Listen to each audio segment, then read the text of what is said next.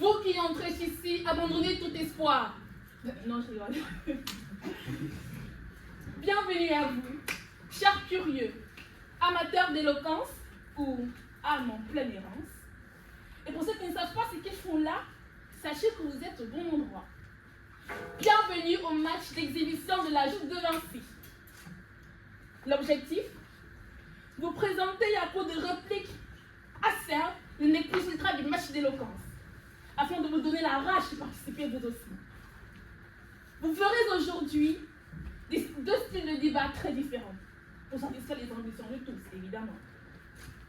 D'un côté, le débat parlementaire.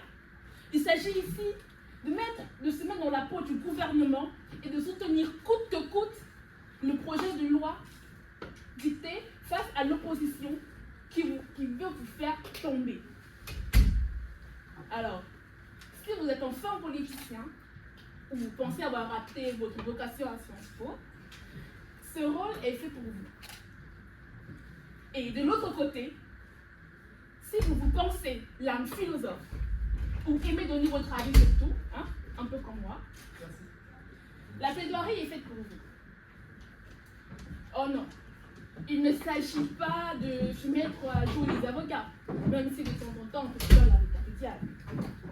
Il s'agit ici plutôt de défendre bec et ongles sa position sur un sujet bien précis. Deux positions possibles, la positive et la négative. Position qu'on ne choisit pas toujours. Et c'est ce qui les rend le plus intéressants. Alors, que ce soit débat parlementaire ou plaidoirie, on n'est pas toujours d'accord avec ce qu'on défend. Et pourtant, il faut se tenir coûte que coûte. Le maître mot, la mauvaise foi. Il n'y a pas plus convaincant que celui qui se convainc soi-même. Et c'est là toute la beauté de l'éloquence. Allier persuasion, lyrisme, émotion et conviction dans le seul but de dominer votre adversaire. Si vous signez, soyez prêts pour l'aventure. Mais assez de théorie. Il est temps de prêcher par l'exemple. Ce soir, du côté du débat parlementaire, nous avons un sujet. Ce gouvernement rendrait indépendant la Bretagne. Un sujet fort intéressant. Je vous laisserai Samuel qui vous en parlera plus en détail plus tard. Et du côté de plaidoirie, nous avons deux sujets. Le premier, l'amour est-il éphémère? Et le deuxième, chercher le bonheur est une quête égoïste. Est-ce une quête égoïste? Je laisserai la parole au président qui vous en parlera mieux que moi. Et pour ma part, tout ce que je dirais, c'est à vos fleurets, jetez.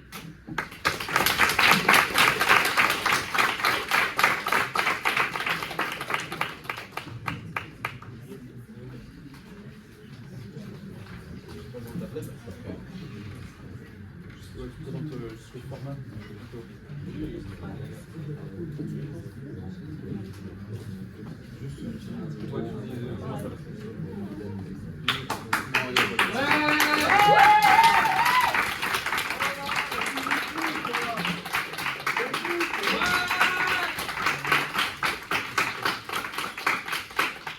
Alors pour commencer, on va faire de la plaidoirie, donc qui est un des deux formats qu'on va faire ce soir. En plaidoirie, on va avoir une question à laquelle on peut répondre soit par oui, soit par non.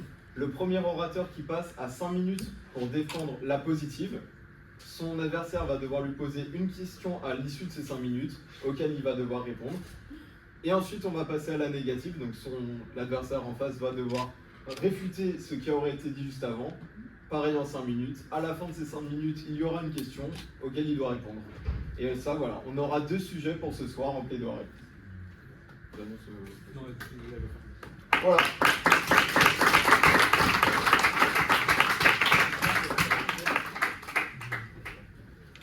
Alors, sur le sujet, l'amour est-il éphémère? Je vous prie d'acclamer, par de vives ovations, Corentin qui vous en dira la position.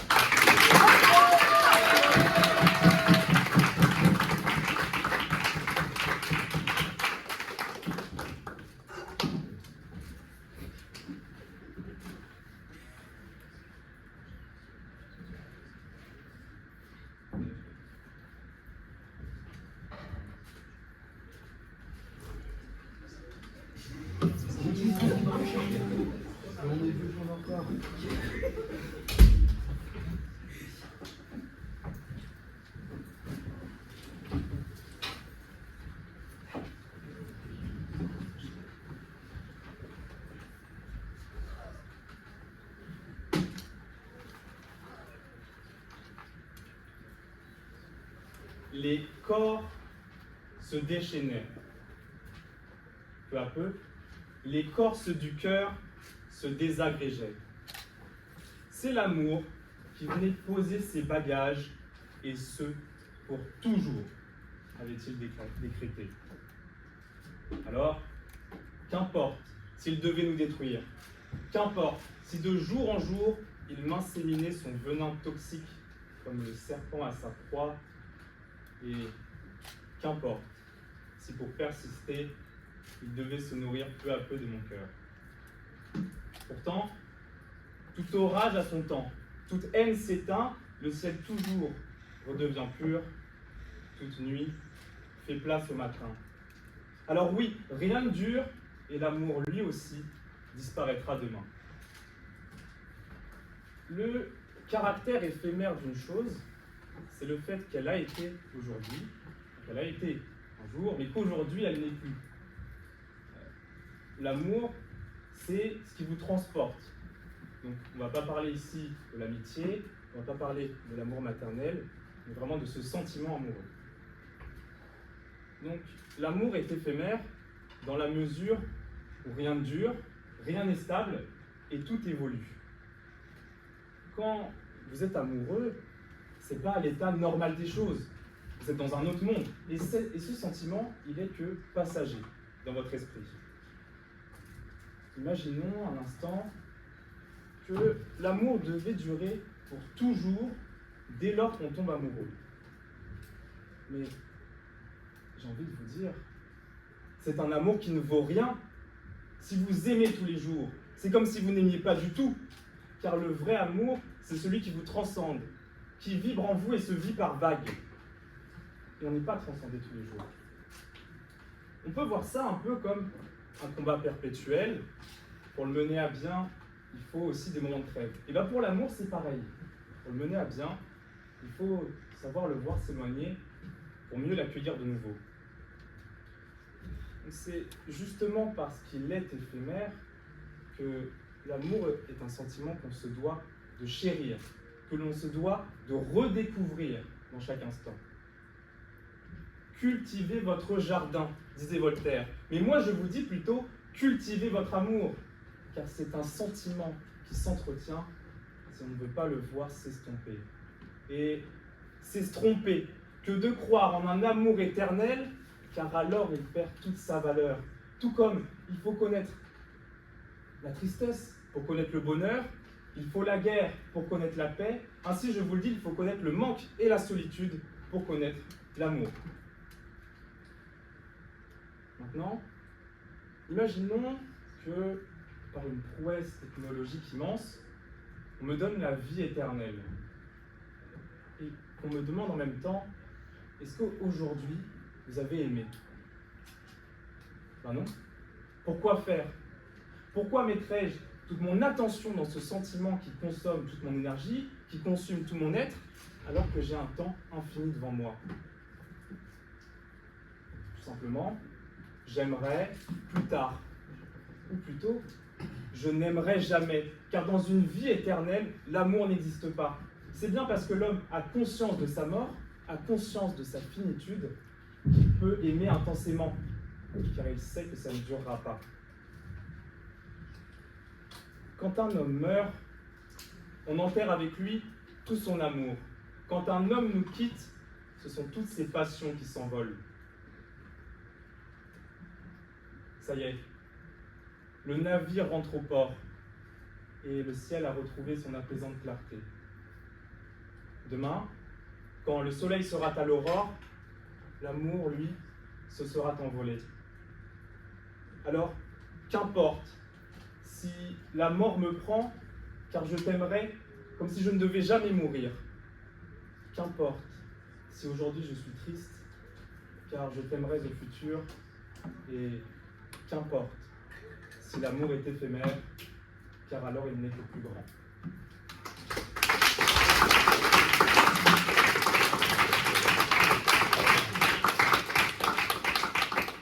Une question de son adversaire. Vous parlez de la valeur de l'amour. Vous êtes en train de dire que l'amour coûte un prix.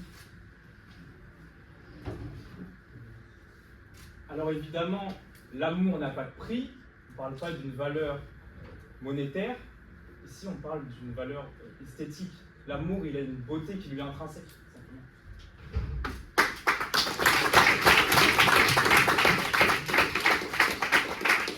Pour lui répondre à la négative, j'appelle Alaric de Master.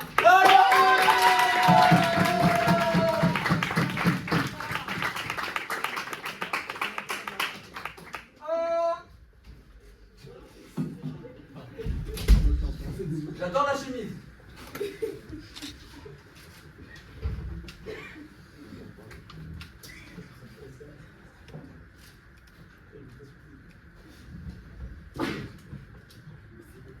Je grise encore mon agenda.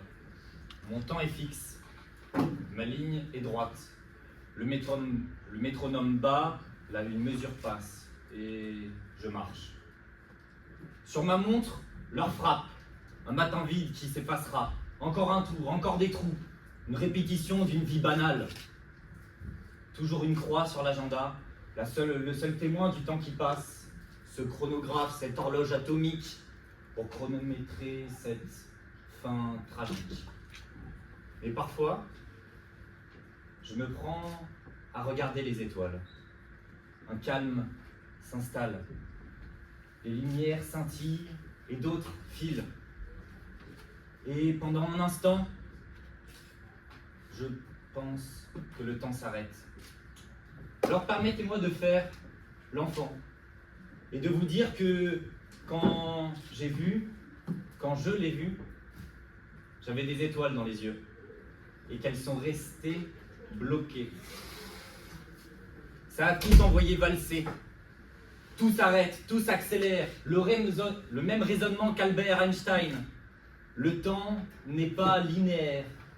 Précisément, je dirais que l'amour a cette facilité et cette faculté étrange de faire danser le temps. Depuis 2 mois, j'ai cette vision. 2 êtres qui dansent. Je pense que c'est ça la définition de l'amour. Chaque danse est unique et a pour unique but d'être avec l'autre, sans but ni gain. Et c'est lors de cette danse qu'on comprend le temps, qu'on le prend, qu'on apprend à le perdre utilement ou non, à danser avec lui. Contrairement aux danseurs qui perçoivent la musique dans son ensemble, les subdivisions des battements ternaires, chaque temps, chaque contretemps, chaque silence. La musique est différente quand on la danse. Le temps est lui-même différent quand on aime. En fait, le temps, sans amour, n'a qu'une logique mathématique et froide. On a juste des aiguilles qui trottent autour d'une montre. L'amour n'est pas éphémère car elle permet que nous ne soyons pas éphémères. Coincés dans une vie sans continuité, sans logique. Comme disait mon contradicteur, quand vous êtes amoureux, vous êtes dans un autre monde. En effet, vous êtes dans un autre monde car vous êtes dans le vrai monde, celui où le temps est utilisable. Prenons la poésie, la danse vocale. Comme les primaires qui font de la poésie, la seule chose qui rythme, c'est la fin, les rimes.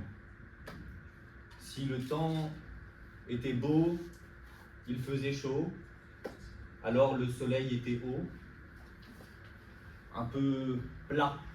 Alors, quand on est éveillé, quand on aime la poésie, on se rend compte de cette idiotie. On commence la prose, chaque mot vibre par lui-même. Il y a une continuité, une globalité. La poésie prend tout son sens, elle s'exprime pleinement à sa juste valeur. Et en amour, c'est pareil. Il y a les gens malheureux seuls, qui rythment leur vie par leur fin de semaine, et les gens éveillés, qui apprécient chaque moment. Je ne parle pas des alcooliques, seulement des amoureux. Mais enfin, monsieur mon contradicteur a eu l'idée révolutionnaire que lorsque l'on meurt, nos idées et nos émotions meurent aussi. Bravo! Merci beaucoup. Il en sera de même pour les vôtres. Vos idées vont mourir, mais pas les miennes, j'espère. Et la mort, elle, ne peut rien contre l'amour. Car l'amour fait accepter la vie. C'est justement à ce moment que le temps prend tout son sens. Lorsqu'on est amoureux, il peut être enfin utilisé. Plus simplement, l'amour permet que notre vie ne soit plus éphémère. Et donc, l'amour, grâce à lui-même, devient éternel. Alors, dansez la salsa, la gigue, la lambada, le rock, la valse autrichienne, anglaise, la valse musette. Et dansez avec le temps, car c'est ça l'éternité. Cassez le sablier et faites l'amour sur le sable, les yeux dans les yeux, et les yeux dans les étoiles des yeux de l'autre.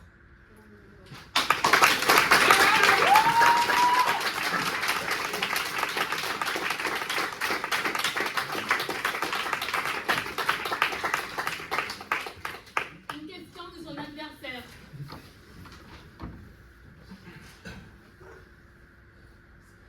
Alors, vous nous parlez du temps qui se dilate, qui accélère, qui ralentit quand on est amoureux. Mais en quoi vous ne confondez pas le temps en lui-même qui est absolu et la perception du temps qui nous est personnelle? Mais à vrai dire, le temps absolu n'existe pas. Même en physique, le temps est relatif. Si on va dans un trou noir sur Jupiter, le temps n'existe pas non plus. Il est différent. Donc la perception du temps, c'est la seule chose qui existe.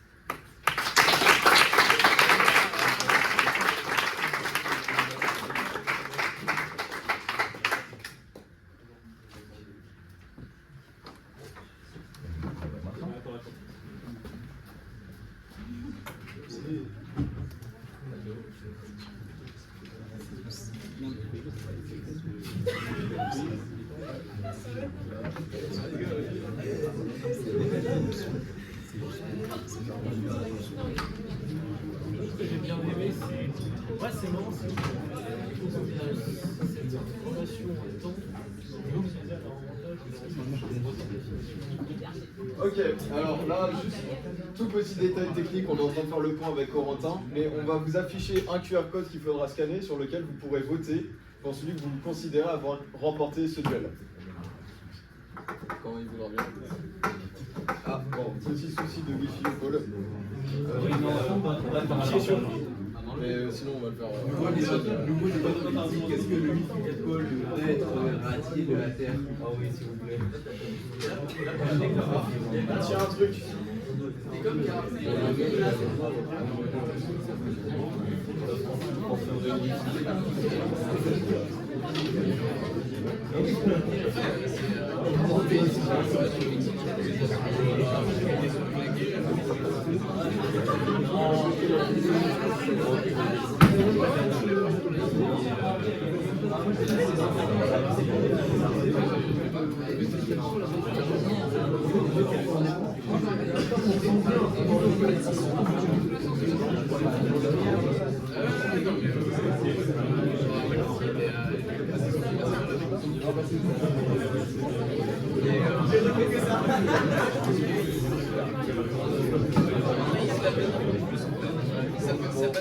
Et là, à vos téléphones.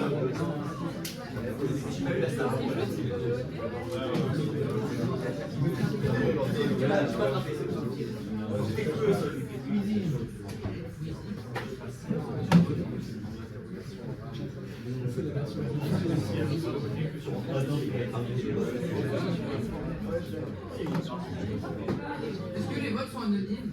Non, il y a bien le nom. Il y aura le lien, on saura qui a fait quoi. Attention, je vais retrouver.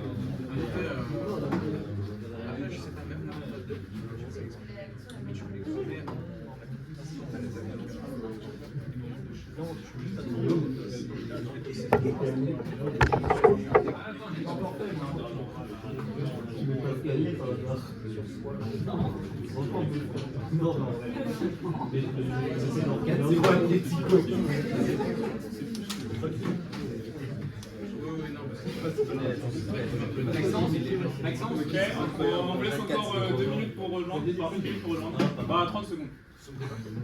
On passe vite. La 31 personnes. Ok, bah alors, encore 15 secondes. Est-ce qu'il y a quelqu'un qui est en train de rejoindre et qui n'arrive pas? Non. C'est vrai que c'est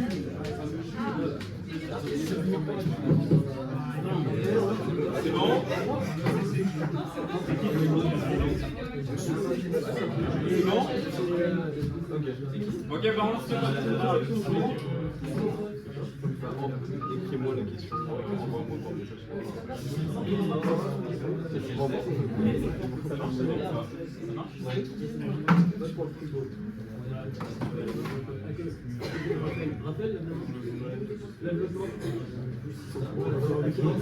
attends, c'est qui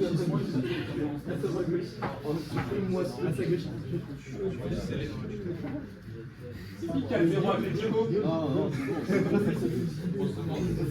C'est dur pour les fans d'athlétisme. On va le battre.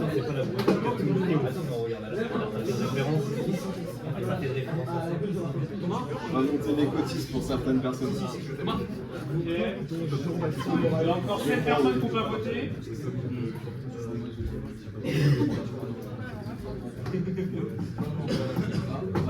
À la règle 1, à la règle 2, c'est quoi les. Ouais. C'est pas moi. C'est un peu truqué. Les bugs.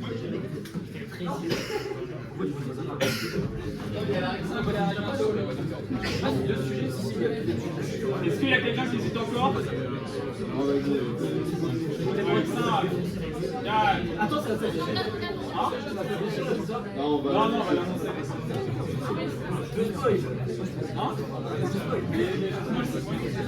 Allez, c'est terminé. C'est qui a gagné?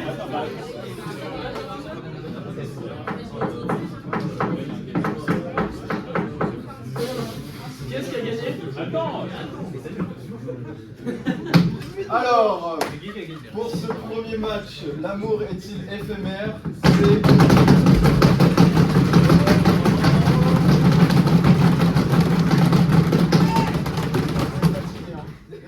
la négative qui l'emporte.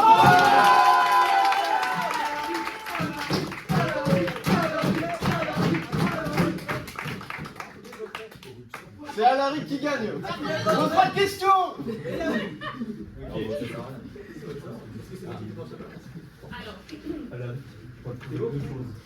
Pour le sujet, chercher le bonheur, est-ce quel égoïste? J'appelle à la positive Théo.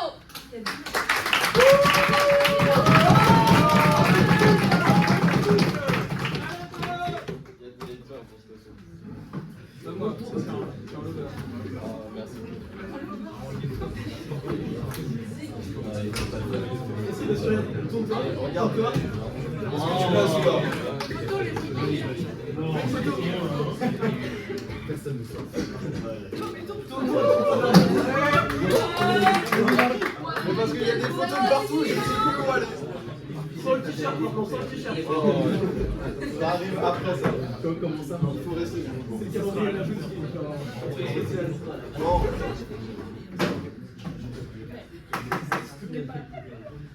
Oh Leslie. Depuis que l'homme s'est forgé sa pensée, il a toujours eu besoin de se définir des objectifs à atteindre, des buts qui éclairent son chemin, des phares qui le guident dans la construction de son lendemain. Parmi eux, l'un brille particulièrement. Sa lumière nous capte et nous attire inlassablement vers lui. Face au bonheur, nous sommes comme des papillons de nuit. Nous ne pouvons que nous en émerveiller et chercher à nous en approcher. Car il est peu, si ce n'est rien, qui soit plus séduisant que ce sentiment unique de béatitude totale. La recherche débridée du bonheur est une quête qui passionne l'homme, mais cet engouement le conduit sur des sentiers qu'il n'aurait pas imaginés, ceux de l'égoïsme et de la cupidité. L'égoïsme est cet attachement excessif à soi-même, à son plaisir et à son bonheur personnel. En effet, par son apparence formidable, ce bonheur, il attire, mais c'est un aimant surpuissant qui nous recentre irrémédiablement sur nous-mêmes, sur l'Eldorado de notre âme. Et pour atteindre ces mystérieuses cités d'or, tout est permis. Rien d'autre ne compte, seulement nous. La recherche du bonheur suit sans conteste une approche égoïste, car elle est autocentrée. Il est tout d'abord nécessaire d'avoir conscience que notre bonheur ne concerne que nous. Tout comme notre ombre ou nos sentiments, notre vision du bonheur est unique et fait partie intégrante de notre identité. Ce qui nous rend infiniment heureux ne peut être entièrement similaire chez quelqu'un d'autre. Ainsi, pour certains, le bonheur revient à s'entourer de nombreuses personnes autour de nous. Mais pour d'autres, au contraire, ils le définiraient comme une vie plus simple et solitaire. Il n'y a pas de règle précise pour définir le bonheur. Chacun lui donne la sienne.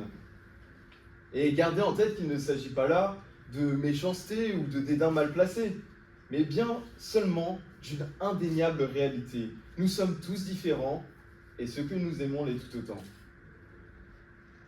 En cherchant le bonheur, nous nous préoccupons avant tout de nous-mêmes, de nos intérêts qui prévalent sur ceux des autres. Et dès lors que nous y avons goûté à ce bonheur, nous en demandons encore et encore, et afin d'assouvir chacun de nos désirs, d'étancher cette soif de plaisir, nous nous enfonçons dans un tunnel sans fin, mais qui ne déboucherait que sur le bonheur. Parce qu'il est tout sauf universel, il revient à chacun de créer son propre chemin.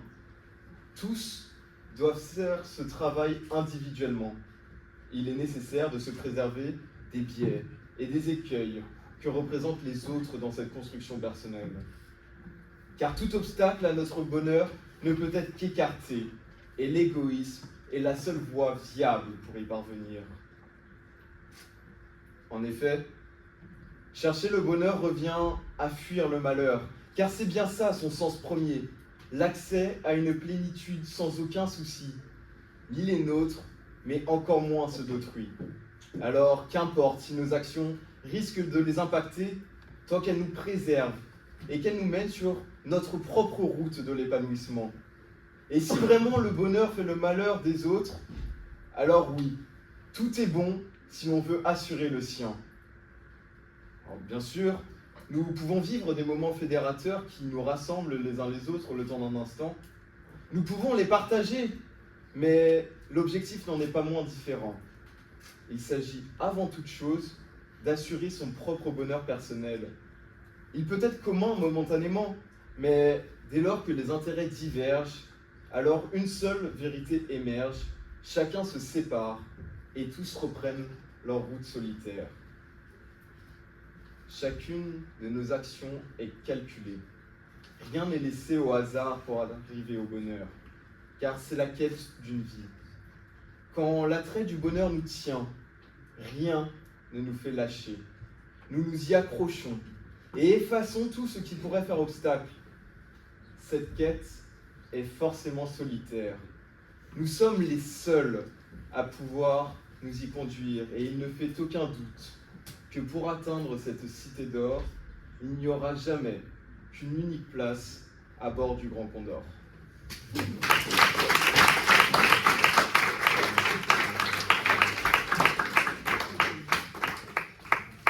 À présent, une réponse de son adversaire.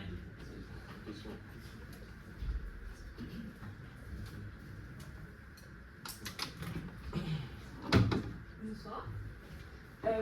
Alors, en quoi n'est-ce pas le bonheur en lui-même qui est égoïste, ou en tout cas qui nous apporte de l'égoïsme, davantage que la quête pour y accéder? Le bonheur est aussi un état égoïste, mais rien n'empêche que la manière d'y parvenir soit similaire à l'état. Le bonheur est simplement le fait de vivre un plaisir indéfiniment, d'être heureux de manière infinie, ce qui en soi est forcément égoïste parce qu'on fait prévaloir ses intérêts par-dessus tous ceux des autres. Mais la seule manière d'arriver dans cet état d'être heureux de manière indéfinie est d'éliminer tous les parasites qui pourraient nous entourer et donc se concentrer uniquement sur soi. Donc en soi, la quête et l'objectif sont toutes les deux égoïstes.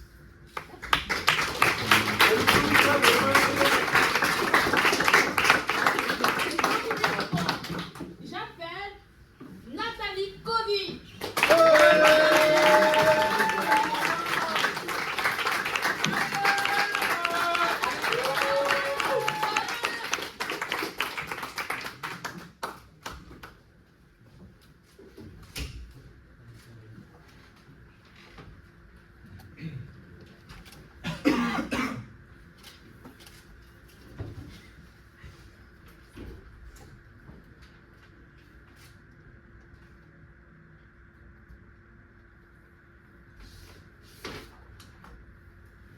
Un désert a l'air lourd. Le ciel est rouge, l'atmosphère pesante, du sable à perte de vue. Au milieu de ce désert, une colline. Sur le flanc de cette colline, un homme. Il est essoufflé, son cœur bat à vive allure et ses membres ankylosés lui font horriblement mal. Et pour cause, il pousse un énorme rocher jusqu'au sommet de la colline. Il pousse, il pousse, il pousse encore, son espoir grandissant à mesure qu'il s'approche du sommet. Oui, il va bientôt mettre fin à sa souffrance. Il n'aura plus jamais besoin de pousser ce rocher, commandé par une volonté inexplicable. Mais à peine Sisyphe a le temps de pousser un soupir de soulagement, que le rocher dévale l'autre pente de la colline, réduisant ses efforts à néant. Là, et résigné, il dévale la pente à son tour pour tout recommencer. Seul. Voilà comment je vois la quête du bonheur lorsque celle-ci se veut égoïste. Voilà ce qui arrive lorsque, comme mon contradicteur, on pense que la recherche du bonheur est une quête égoïste. Cet état de satisfaction, qui résulte de l'absence de souffrance, ne peut être atteint à l'issue d'une quête lors de laquelle on ne pense qu'à soi. Pire encore, on pense à soi de façon excessive au point où on ne vit plus que pour défendre ses intérêts personnels. La recherche du bonheur n'est pas une quête égoïste, parce que si nous décidons de suivre ce but seul, elle perd de son sens. Comment pourrions-nous savoir ce qu'est notre bonheur si nous sommes incapables d'aider autrui et de rendre heureux les gens qu'on aime? Penser à autre chose qu'à soi permet de se rendre compte que nous sommes tous dans le même bateau. Tous, sur notre propre colline, à essayer de pousser un rocher que de toute façon, nous sommes trop lourds pour porter seuls. Aider les autres dans leur quête peut nous donner des idées pour maintenir notre propre rocher au sommet et surtout étoffer notre propre définition du bonheur. Le châtiment de Sisyphe lui est imposé car il a osé défier les dieux et défendre ses propres intérêts en faisant fi de la morale et des règles auxquelles nous devons tous nous plier. En plus d'être égoïste, il a fait preuve d'orgueil.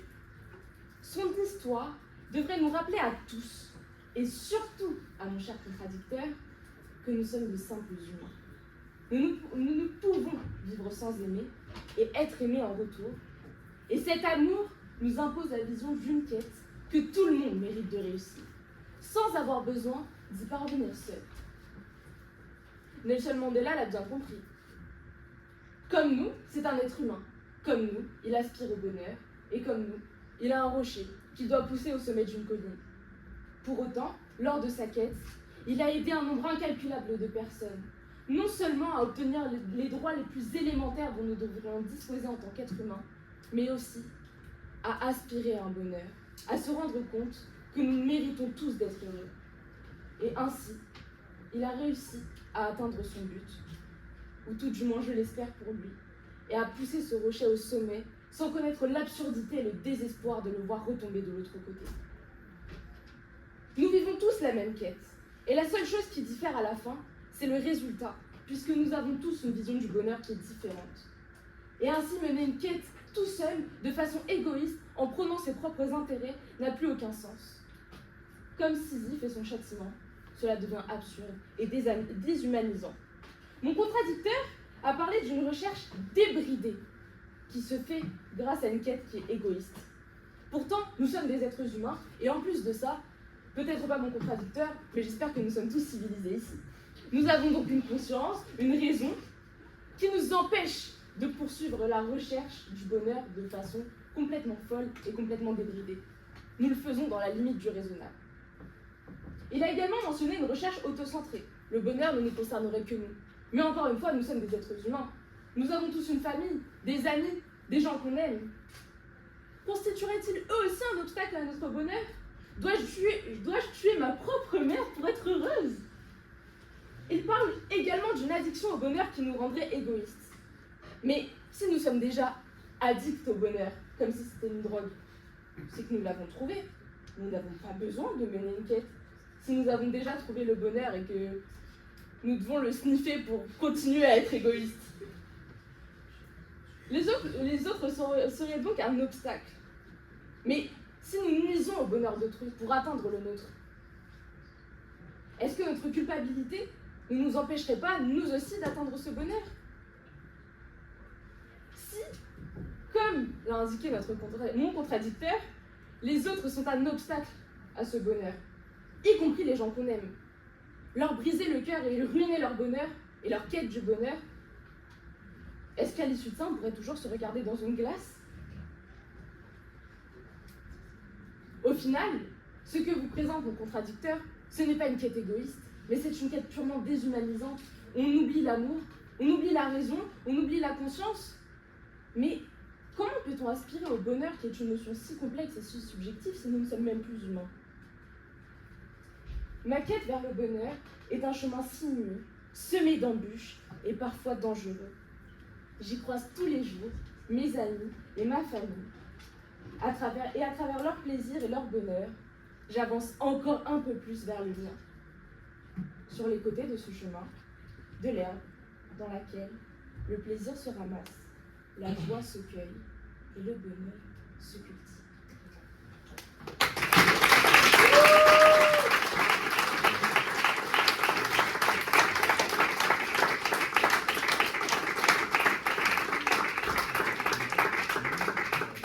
Que son adversaire lui réponde. Alors, peut-être à défaut d'être civilisé, au moins je suis réaliste. Mais donc, en quoi cette quête n'est pas forcément égoïste si, à un moment, ça va être obligatoire, votre bonheur va se construire aux dépens de celui des autres? Eh bien, monsieur, parce que je ne vous ai pas entendu définir ce qu'étaient les autres. Et moi, parmi les autres, j'englobe ma famille et mes amis.